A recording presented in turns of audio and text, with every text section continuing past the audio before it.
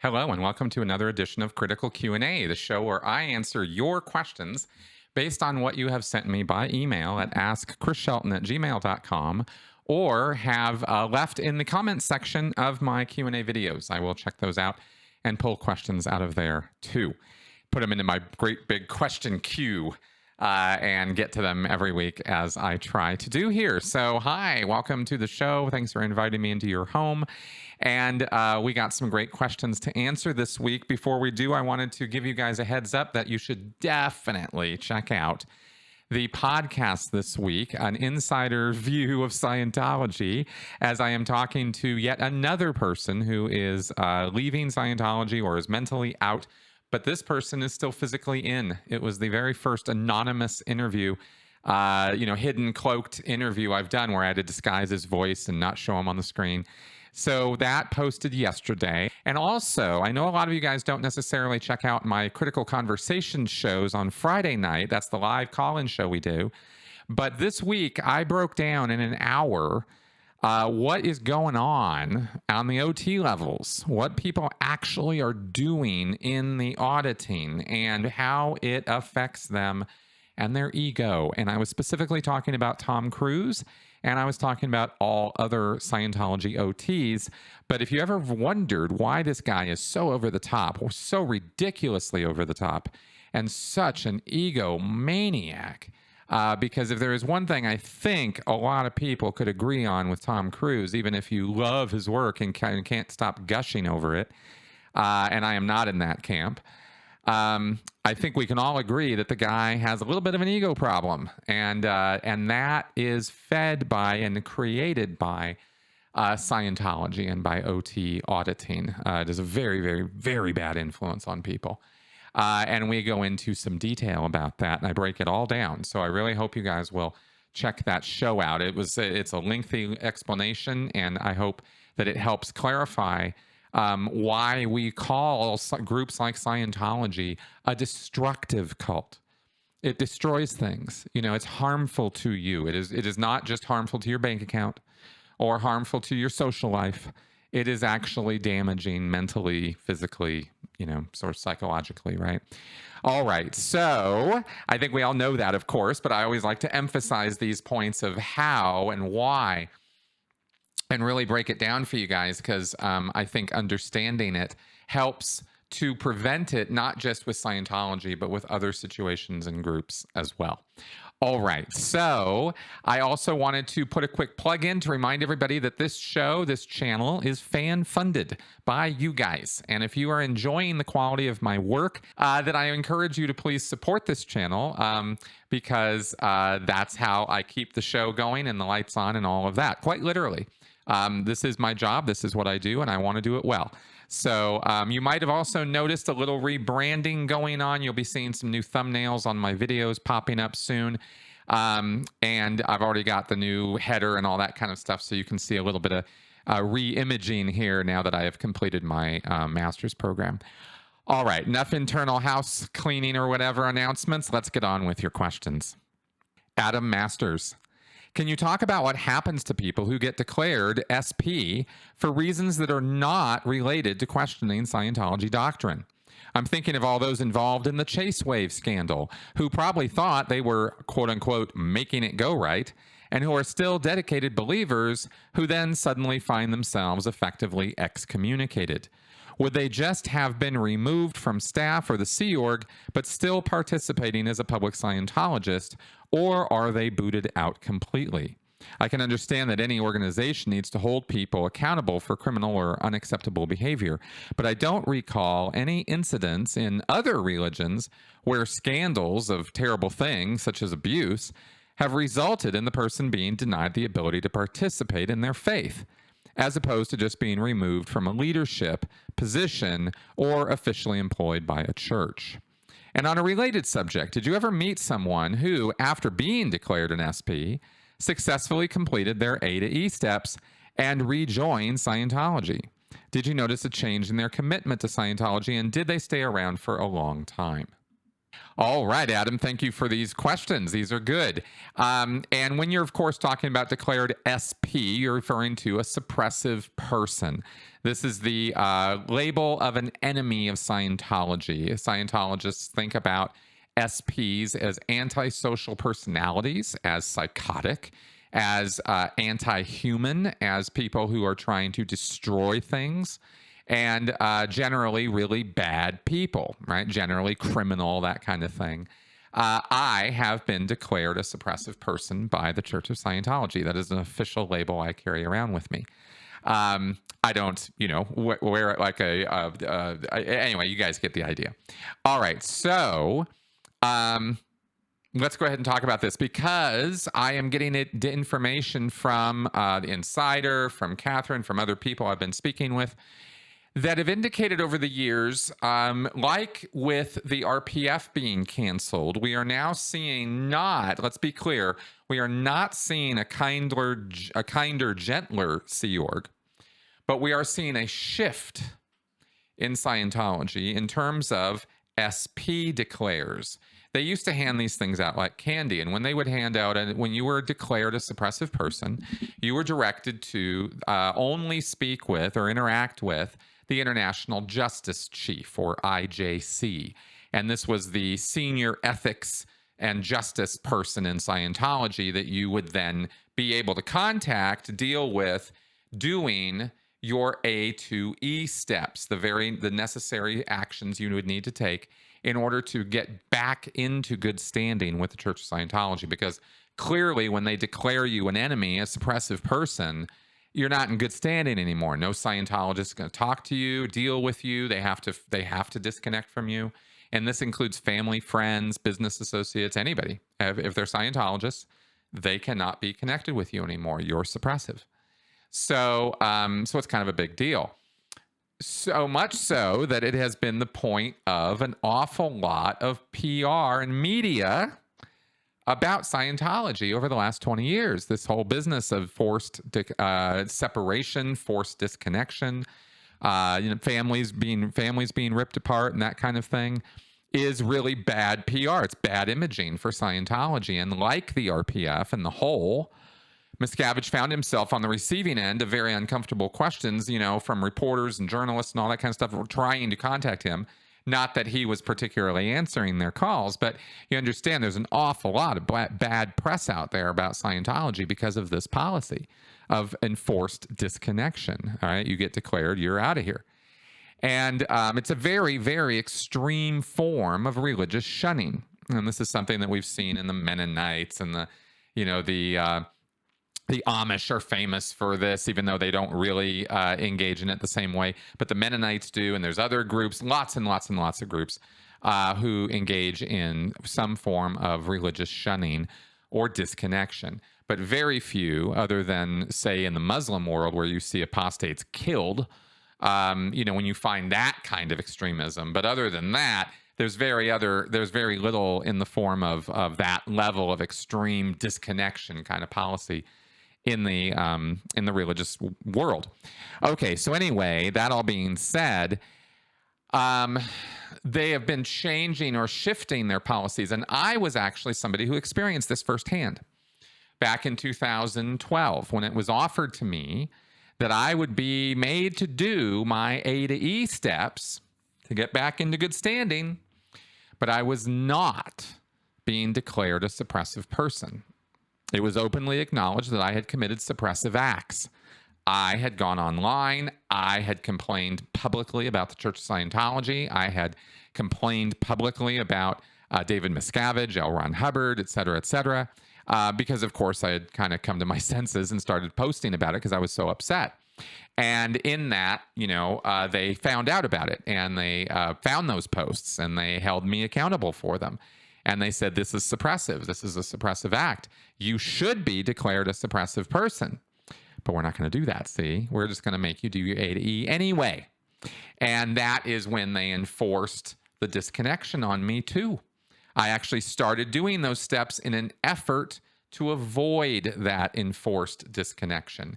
And had they let me do that, I'd still be in Scientology.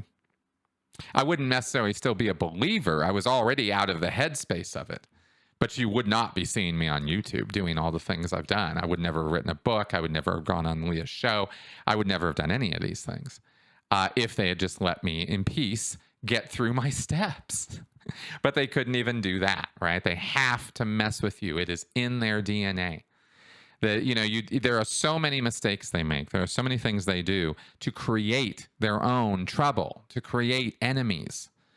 And that's what they did to me. And that's what they're doing to other people now. But it's not always resulting in that whole bad disconnection thing. I took off because I was pissed, right? Because they did the disconnection thing on me too.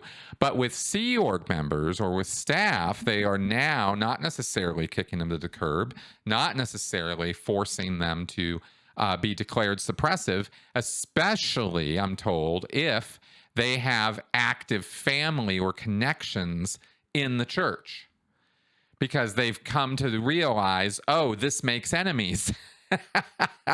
Maybe we shouldn't do this, right? We'll get this guy in trouble. So, okay, so let's say you have one of the Regs who was doing the chase wave thing, and he is in all kinds of trouble. He was just been removed from post. He's been sacked, but he's not getting declared. He did not, maybe one or two or three of the guys who were really hardcore committing like illegal acts or something could be prosecuted. Like they might have to review those guys. But here's just Joe Schmo sales guy, right? And he's not necessarily in the hot seat for, legal prosecution, but he's, but Miscavige is pissed at him for doing this stuff. And so now he's busted, and now he's guilty of suppressive acts. Believe me, they can dig up whatever kind of, they can twist those suppressive acts around however to mean whatever they want. So yeah, this guy is now guilty of suppressive acts. And, maybe he's got to do his A to E, or maybe he's got to do some other invented steps they're going to make him do, because they're not going to kick him out, and they're not going to declare him, and they're not going to send him to the RPF because they canceled the RPF. They don't have that anymore. So they have this thing called the Category B EPF, and we have talked about that. I've talked about that, answered questions about it in the past. You can actually find that in my Critical Clips channel. There's a little video, what is the Category B EPF? I think you can look that up there, or the EPF things or whatever. They're in there somewhere. And this is a sort of recovery a rehabilitation step, or a get him back, send him back to boot camp, basically, to get his basics back in and get him back on the straight and narrow. And they basically, what they're doing with the Category B EPF, you don't have to go dig up some other video for it. Basically, what they're doing is making him go back to boot camp and get their asses kicked and get run around and get put on a tight schedule. And it's not the RPF, and it's not where they're going to be co-auditing, evil purposes on each other all day, but they are going to be writing up all their transgressions, and they're going to be doing a lot of hard work, and they're going to be proving their loyalty again, and they're going to be, getting themselves all squared away by telling themselves that they're there because it's all their fault. And they have to accept that reality and accept responsibility for all of their awful, horrible evilness. So that's what a Category B EPF is all about. And that's what they're tending to do with people now, at least as far as Sea Org members go. You can always, I guess, get rid of staff, but staff are kind of, they don't go to Cat B EPF. I'm talking about like here at the local Denver Church of Scientology. That's not a Sea Org outfit. So they're not going to be sending people back to boot camp, but they will run them through a committee of evidence, which is that basically taking them to court and prosecuting them for crimes. It would be the equivalent in the outside world. In the Sea Org or in the Scientology, if you get a committee of evidence, you are in all kinds of trouble. But you're not getting kicked to the curb necessarily, and you are not getting declared.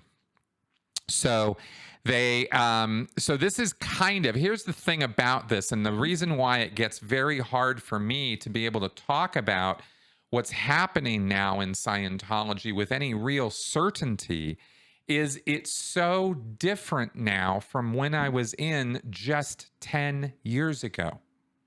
So much has changed. So many of the rules have just been thrown off the cliff. Policy letters that used to be followed to the letter are now not even known about. They're ignored. Miscavige has really morphed and changed the whole culture of Scientology. by removing all of the upper management level, by giving, by dumping it on the people who are left, by overworking these people, of course, and by changing and morphing all of the framework of Scientology. He's really made it a bit of a arbitrary kind of, well, let's roll our own rules and see what happens. And different bases have been dealing with COVID and with other problems in different ways. They're just kind of left to figure it out for themselves. And the city level churches are even worse condition right now. And so there's really, you're really kind of more wondering right now if there's even a hand on the rudder. I mean, it seems like it's so, the ship is buckling back and forth in these turbulent seas, and it doesn't really feel like there's anybody, calling the shots or really directing what's going on from a master plan kind of level. It's all do this and do that and do the other thing. And so people who get in trouble now are being dealt with. But it seems like there are more restrictions on, okay, well, we're not going to declare them if they've got family or friends or connections, or if they're going to be trouble for us. We don't want to make more trouble. But this guy's in all kinds of trouble, so we got to deal with him now.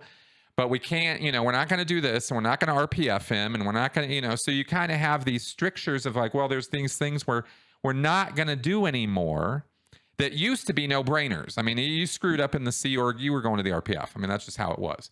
And the RPF grew to, a couple hundred people at one point because there were so many people getting busted over different time periods. And so that used to be just the regular, boom, you're on the RPF, right? You're out of here. Or if you didn't screw up that bad, but you screwed up, kind of bad, you'd go to the Cat B EPF. That was still a thing. You'd go back to boot camp, right?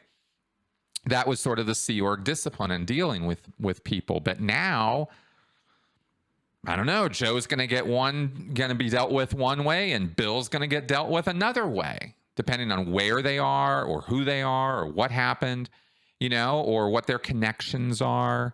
So it's really kind of interesting to watch this sort of devolve. I mean, this structure that existed.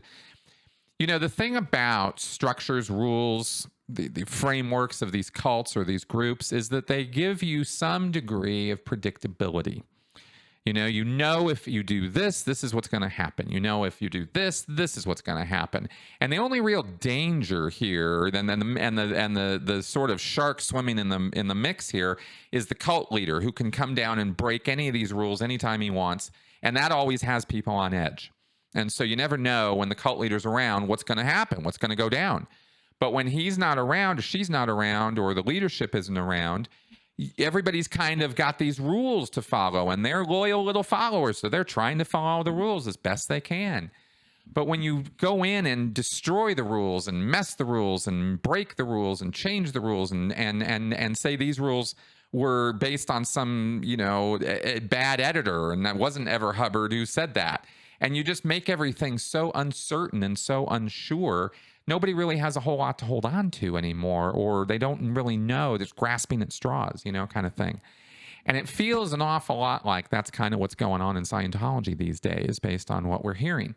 So when it comes to the firm discipline channels that Scientology has classically held on to as part of its, one of the most core things you could kind of count on in Scientology is that if you committed suppressive acts, you were getting declared, or you were going to the RPF, or you were going to be in all kinds of trouble. You're going to have a couple 100 hours of sec checking or something, right? And now, man, who knows? Who knows what's going to happen to you?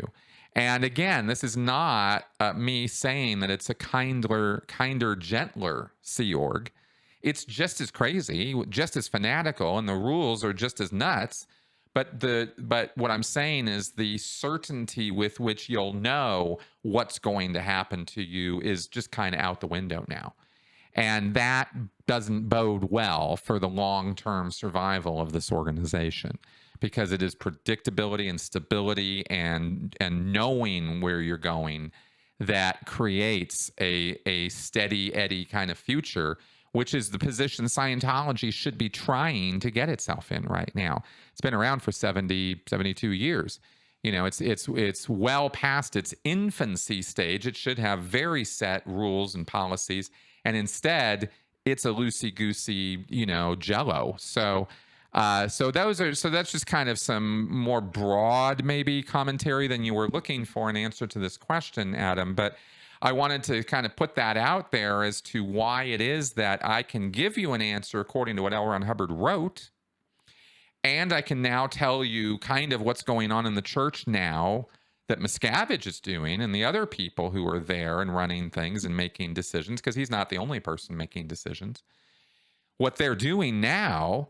And it's so different, these two things, that I'm like, wow, I don't even recognize this thing anymore in some ways. And of course, what I'm seeing and what I'm describing to you is kind of, I thought it was going to take another 10 years to get to where we're at now. I thought the de-evolution of this and the sort of the breakdown of it was going to take longer. So maybe they'll get their collective whatever together, and Miscavige will kind of pick this up out of the ashes and create something new. But I'm not holding my breath. Now, as far as on a related subject, did I ever meet somebody who had done the A to E steps and gotten back into good standing? Yeah, I have. I've met a couple people who have done that. It's a lot of damn work. It's months or years of work. You got to jump through a lot of hoops, all kinds of crap you got to go through to do those A to E steps. Mostly it involves paying the church a lot of money and a lot of hours of amends work where you're independently of the Scientology organizations. You can't go into the churches anymore, associate with Scientologists. You got to do all this on your own. So you can get Scientology materials and you can go out and pass them out, apply Scientology in some big way in your life and prove what a great Scientologist you are. But I think mostly it revolves around, paying money, right? Here's the money, right? Make it rain to Scientology so that you can prove that you're still loyal and dedicated and that kind of thing, right? So that's what people do to get through those steps. And I did meet two people in my time in Scientology who did them to completion, got back in good standing. And, I don't know. Did they stay around for a long time after? I don't know. I don't think so. One of them's out. I don't know about the other one. So there you go. Steve Wood. As we're all aware, membership in Scientology is falling drastically and is probably at an all-time low right now. What, in your opinion, is the number one reason for the dropping numbers? What is the number one cause for people leaving? Is it because eventually people realize they've been conned and it doesn't work? That would be my opinion, but I'd like to hear from you. All right, thank you for this question, Steve. And of course, you're asking for my conjecture here. I have no knowledge of statistics or surveys to fall back on as to be able to give you any actual data. I have none to look at as to why people are leaving right now. We have a lot of different reasons why people could be leaving right now, as we've laid out in the last couple shows. And for me to take a stab at what's the number one reason, well, I don't know. I mean, the insider and I spoke, and he talked about how we talked about the COVID protocols and how that was a bridge too far for people, and because it clashed with their conspiracy theory ideas. And that's a very different idea from what you suggest as far as people realizing they've been conned and it doesn't work.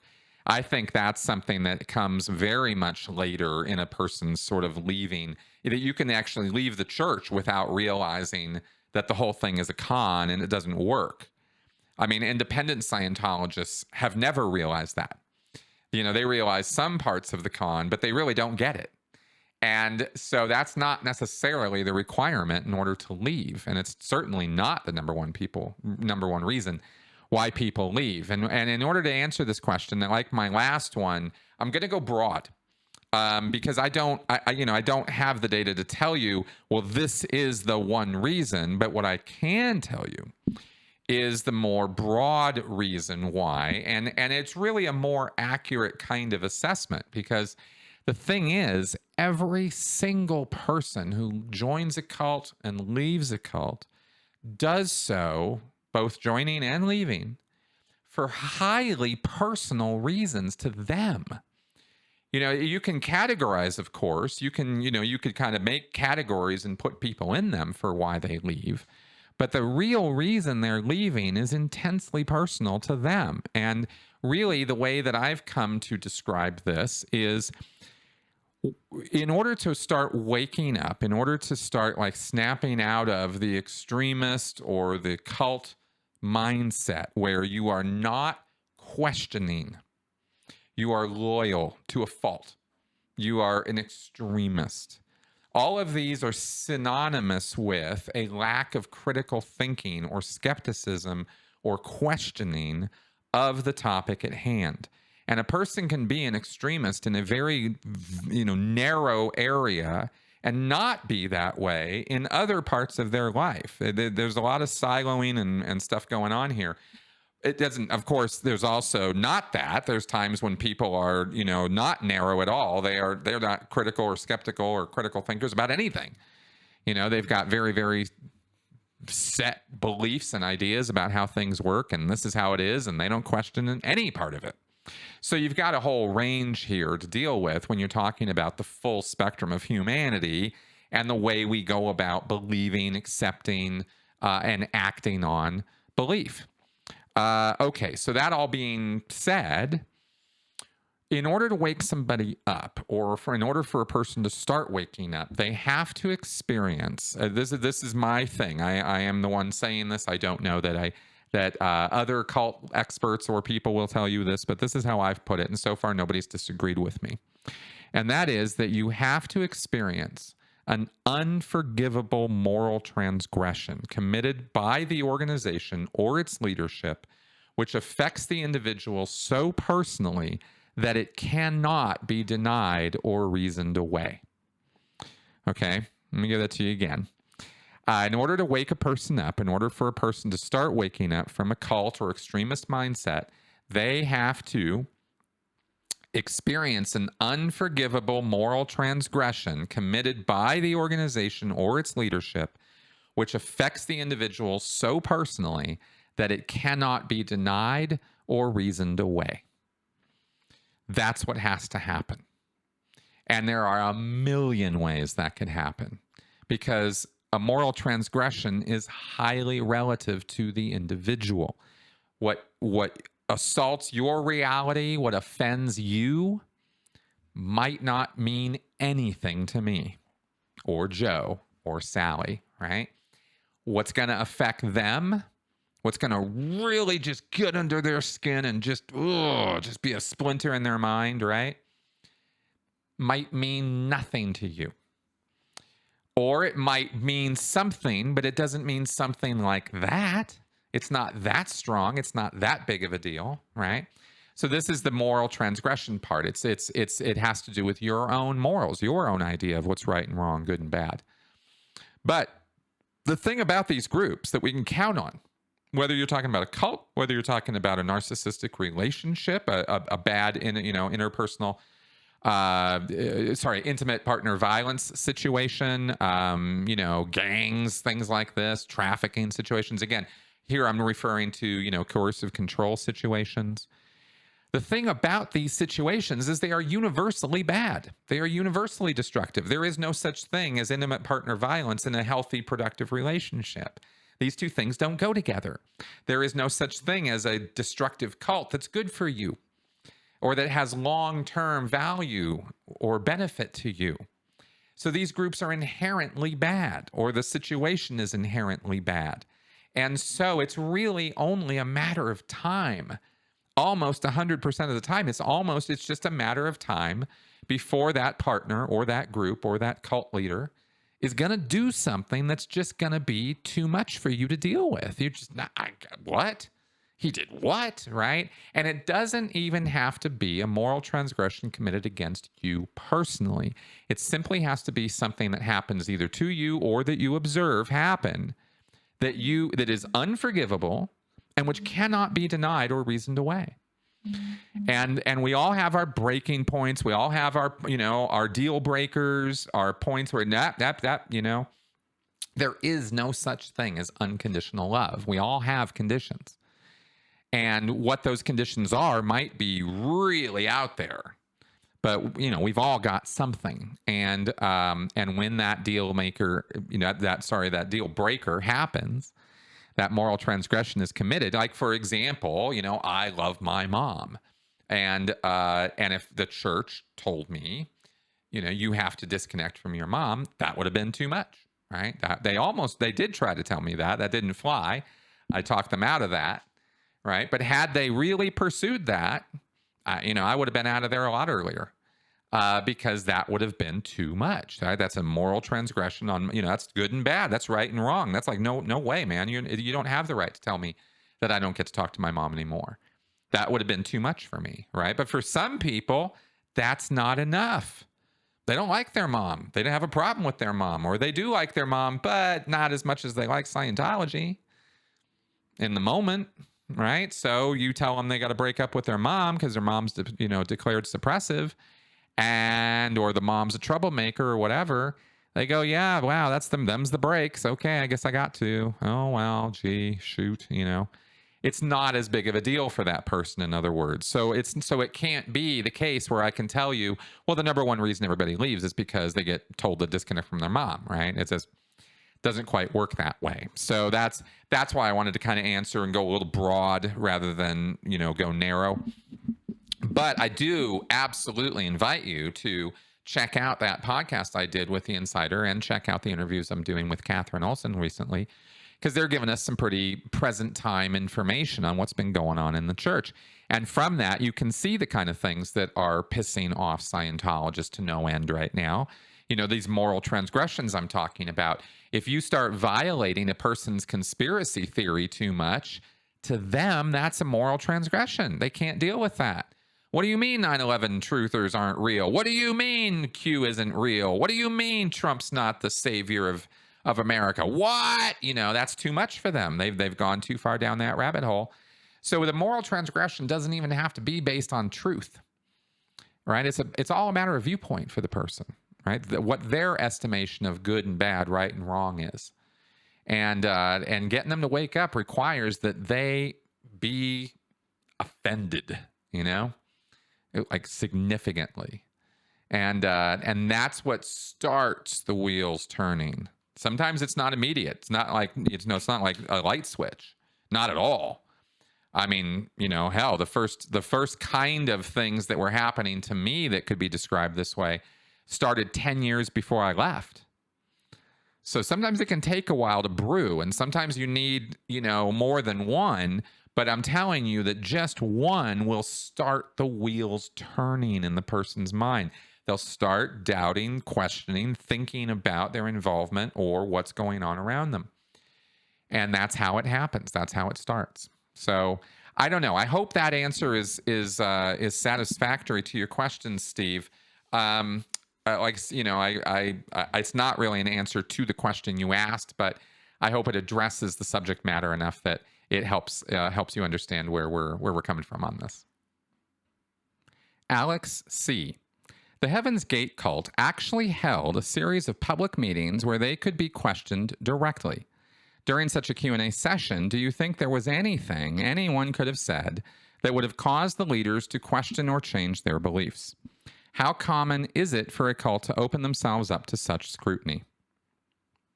Thanks for this question, Alex. This is actually a really good question because cults rarely open themselves up to scrutiny like this. It's policy, for example, in the Church of Scientology to never do anything like this.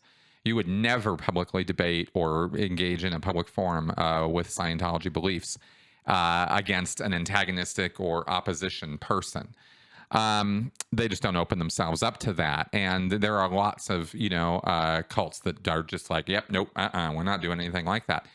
That's, it's almost characteristic of the groups that they don't do that. They're very cloistered, shut off, and don't allow questioning or open discussion of their beliefs. Marshall Applewhite, interesting guy. And while I'm not fully read on the whole thing, I know that this was a guy who was absolutely a true believer in what he was doing, as were all of his followers. And they believed with everything in their heart, they believed that what they were doing in destroying their vessel was allowing themselves the freedom to go and live an ascended life, a better life, and amongst the aliens or whatever. And this was such a firm belief in their minds that it was inconceivable to them to think about it any other way. They had convinced themselves that they were going from one state of existence to a higher state of existence.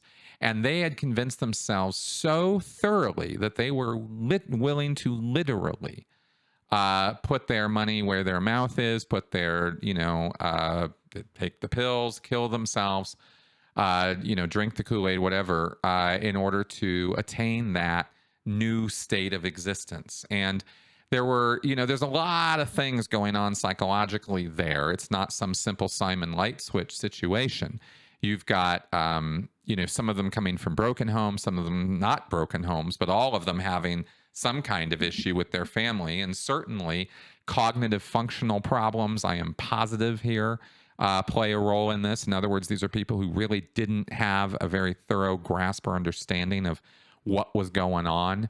But the intelligence factor is a lesser factor there than the belief, right? Again, the emotional commitment, very, very, very strong there. So that all being said, could you go in and is there anything you could say? Yes, there is, but not in that situation. One of the other things you have there is you have them as a group. You have more than one of them over there. And this peer pressure, actually peer pressure is not really the right word. Community. The sense of community, the communication and emotional investment of the group as a group in its individuals, and what those individuals feel. They are empowered by the faith and belief and reassurances of their group. And these people around them, they have adopted as their authority figures. These are the people they listen to. These are the people whose opinions they care about. These are the people who they're on the exact same wavelength with, the exact same page.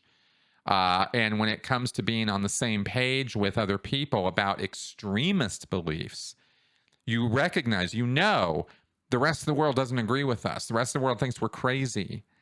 And that becomes your badge of honor. That becomes your identification. That becomes that's the feature. It's not a bug everybody else doesn't agree with you. It's a feature that they don't agree with you because they don't get it. We do. And this level of certainty and this level of emotional commitment, and then the group reinforcement of it, that's what you're walking into when you're looking at talking to these people in that forum. So, is there something you could say? Probably not, actually. Not in that situation, but if you could get one of them alone, right? See, coercive control is built on isolation, manipulation, and control. This isolation factor is important. What does isolation do? It removes you from that empowerment that the group or your fellow people, your friends, your family are giving you. You're alone now. You're vulnerable. You are more vulnerable. Your ability to hold your ground, be certain, hold on to your principles and beliefs is automatically lessened because you're not being bolstered and reassured and kind of lifted by the rest of your group. And that's how we fall prey to the manipulation and coercion of a coercive control situation, is we're vulnerable because we're alone. But conversely, if you want to get a person out of a cult situation, you got to get them away from the group, right? Because the group has that influence, that power over them. So you're not trying to coercively control them, but isolating them, getting them alone is kind of important for this, because then you can address the individual. And when you're dealing with a group of people, it becomes a wall, and they're not individuals. They are a united front against you. And that's not so easy to crack. Not at all. Right? In fact, it involves a whole other tool set. Because now you're dealing with a group of people, a group of emotions, and that requires more what we call propaganda techniques. That's mass manipulation, right? How do you deal with a group and get them to change their mind about something? You use propaganda techniques. And that's a different thing than what you do one-on-one with somebody. Right? So, yeah. Okay. So that's, I don't know. So that's what I can say about that. I don't know. I just thought I would take this opportunity to talk about that group versus individual dynamic. because I think that's kind of what's present there in your question. If you're looking for some kind of a gotcha or some one-off you could give to somebody in that situation that would get them to wake up or something, I've already covered in detail many, many, many times that there is no such thing, right? You got to deal with the individual in front of you. And maybe if you could throw general seeds out there, then they might come to fruition eventually. But, with a group like Heaven's Gate, they had a timetable, right? We're going to this date and then we're going. That's a much tougher situation to deal with. Okay, there you go. Eagle's Flight. A while back, an SO member told a friend that he had a new 2D. I realized I never liked that term. It lacks any emotional commitment, but I guess in the Sea Org that is a good thing, as marriages are often temporary and couples often separate for years. Do you think labeling relationships with a number and letter tends to make them less valuable? Yes, absolutely. I think that. I definitely think that it makes them less valuable. The whole point of labels, or what we might refer to also as thought-stopping cliches in groups like Scientology, is that they try to get you to shut down your thinking, not get you thinking more.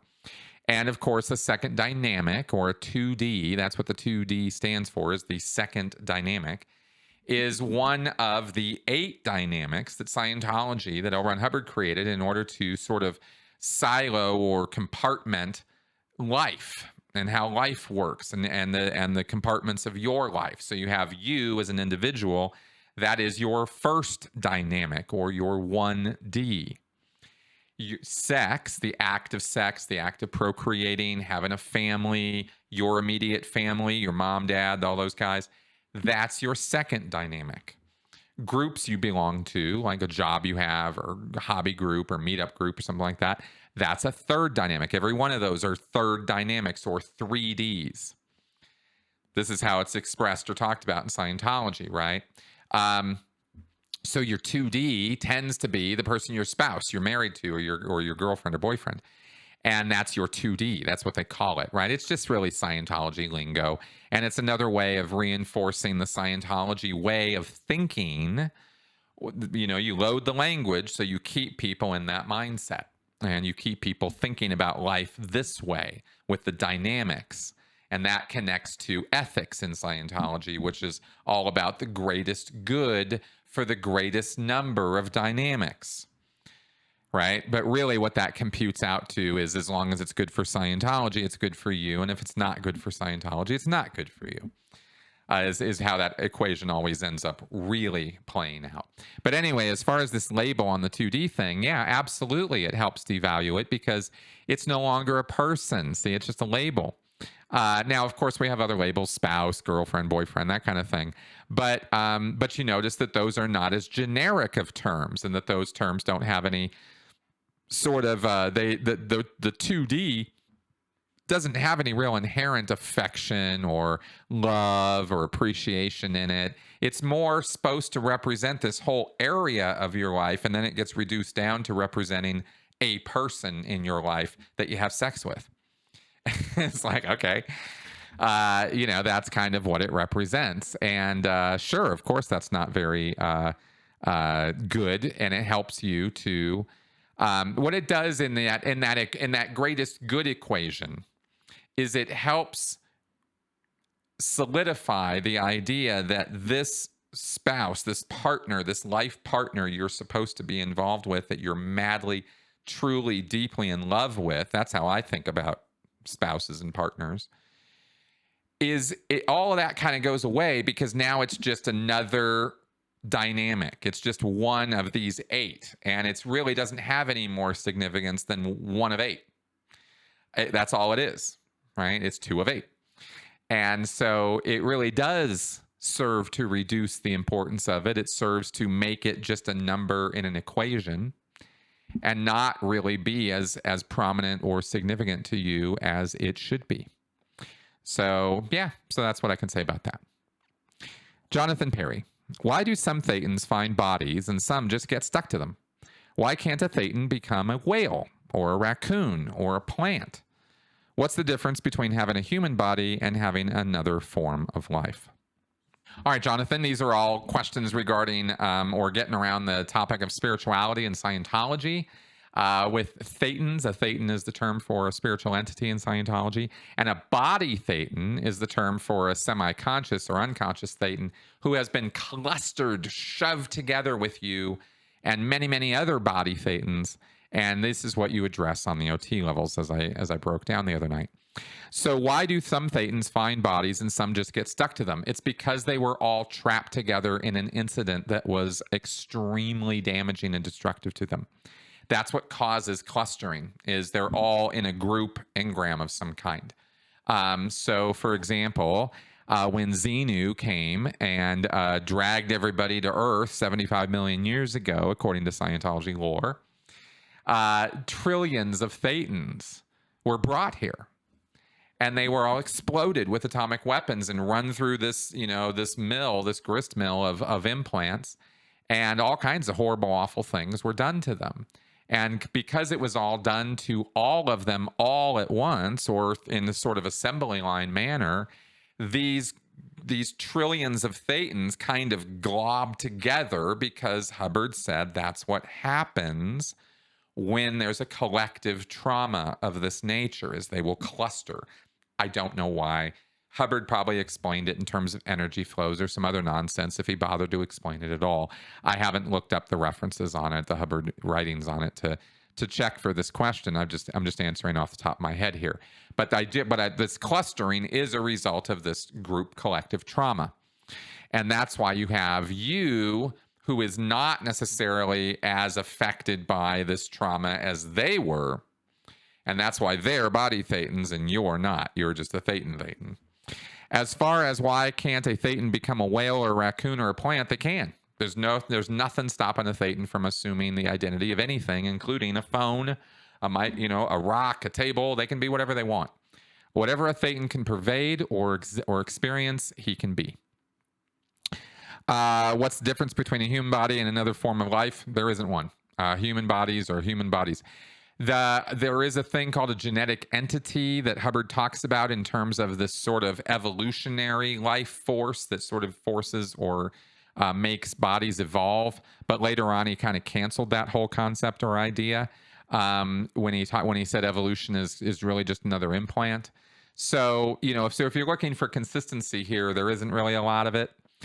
So it makes it a little hard to answer some of these questions. But at the end of the day, there isn't really any difference between a human body and any other kind of body a Thetan could occupy. Okay, and that is our show for this week. Thank you very much for coming around and listening to me gab on at a mad rate like this. I hope my answers were entertaining, informative, and educational, as always. And I will remind you that this channel is fan-funded. All right, guys, thanks a lot for coming around. I always appreciate your viewership, and I will see you later. Bye-bye.